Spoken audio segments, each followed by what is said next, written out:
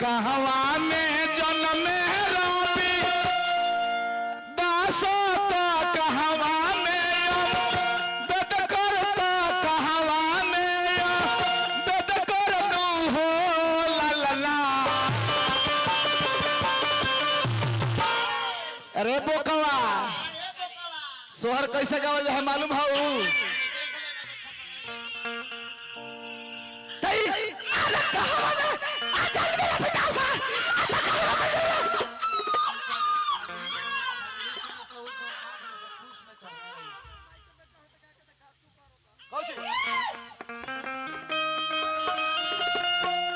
अरे हमार पोता हमरे से सीख लेना है तू कि कहवा में जन्म रवि दास तो कहवा में तो कदल में कहवा में तो कदल में हो ललना। आवो आवो ये कि ललना कहवा के जन्म में काशी राम तम घरवा सोहर हो के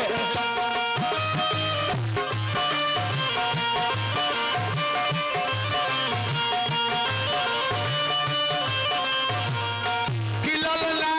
कहवा में जन्म रवि दास तो बहुजन घरवा सोहर हो के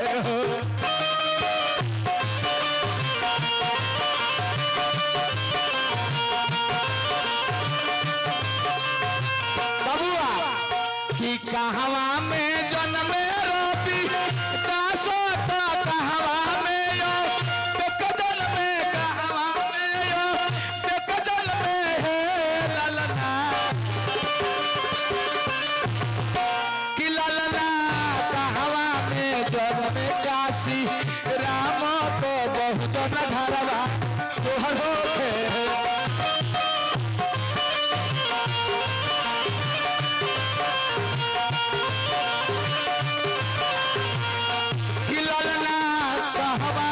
जन्म रवि दास तो बहुजन घरवा सोहर हो के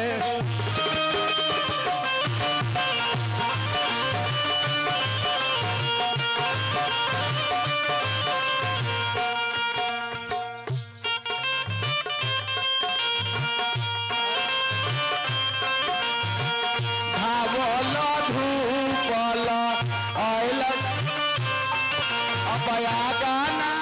लागी गई आई रे मन रे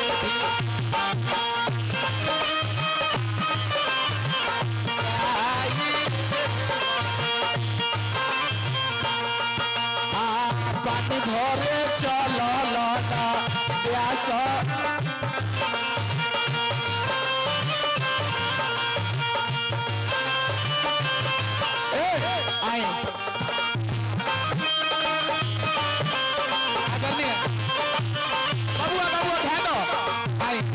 आदरणीय कैलाश पासवान जी बड़े मालिक के तरफ से हम कलाकारों को पुरस्कार भगवान रवा यही तेरी चार चांद लगोले रह का कहे के बाद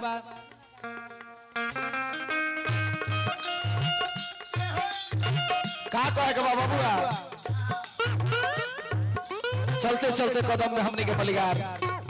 धन है मलिकार रवा है तेरी पद प्रतिष्ठा बना रहा।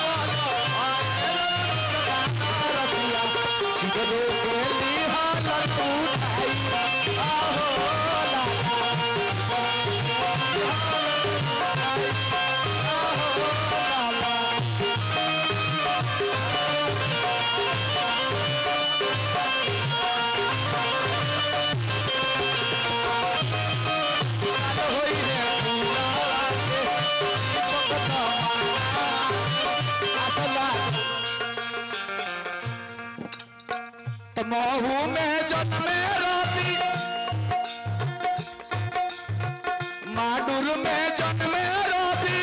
दास महू में बेकदल में महू में बेकदल में है ललना कि ललना जगदीला जन्मे काशी राम तो बहुजन घरवा सोहर हो के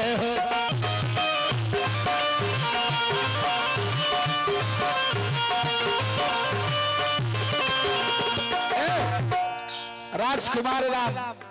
दक्षिण टोला खरसोता की ओर से बहुत पुरस्कार मिल रहा हम सब कलाकार के कि ललना जाके जिला जन्मे काशी राम तो बहुजन घरवा सोहर हो के हो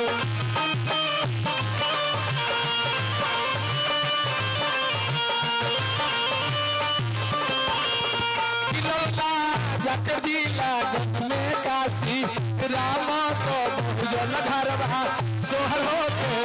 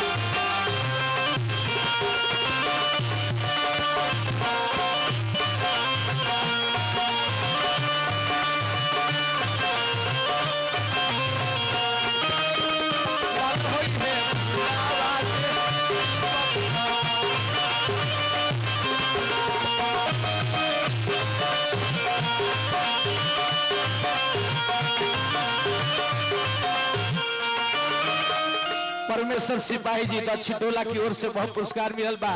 हार्दिक नमस्कार बाटे पद प्रतिष्ठा खातिर कामना करो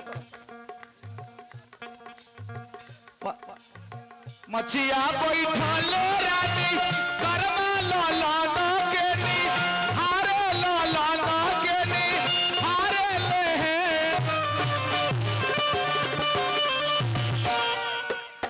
मछिया बैठल रानी करमा ललना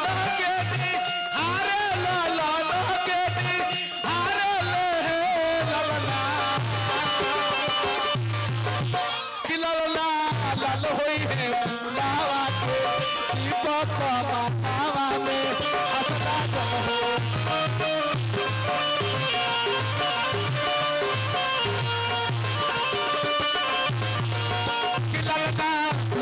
हवा के दीपक तो मालावा में असल लागल है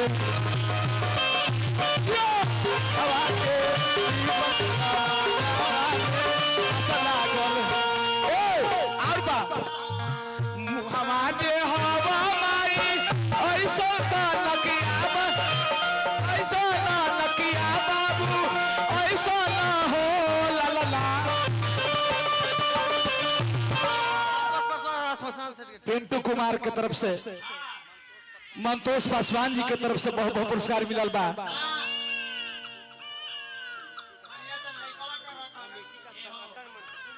कमेटी का सकट मंत्री पिंटू कुमार जी के तरफ से हार्दिक नमस्कार बाटे कि मुहवा जे हवा माई ऐसा ना नकिया बाबू ऐसा ना नकिया बाबू ऐसा ना हो ललला कि ललला लल होई है कि ललला मुहावा चांदावासु रुजवा महलिया उठे सोहर हो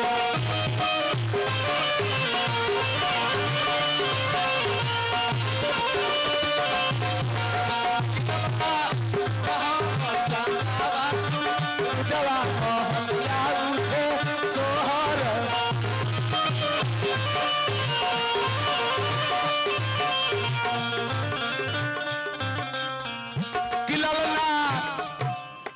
घर जनमले चंदसु रुजवा तो बाबा घरवा सोहर हो के ललला हवा चांदावासु रुजवा महलिया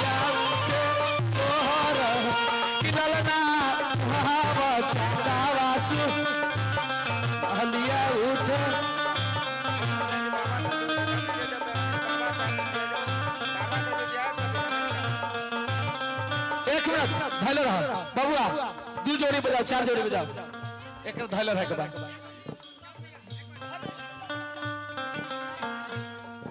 अच्छा अच्छा बाबा साहब पर अच्छा अच्छा हाँ हाँ 4 जोड़ी हो गया एक बार झलक ओ वायरल तू एगो लड़का के जोड़ी देखले बड़ा एगो लड़का हमार बजाता मंडली में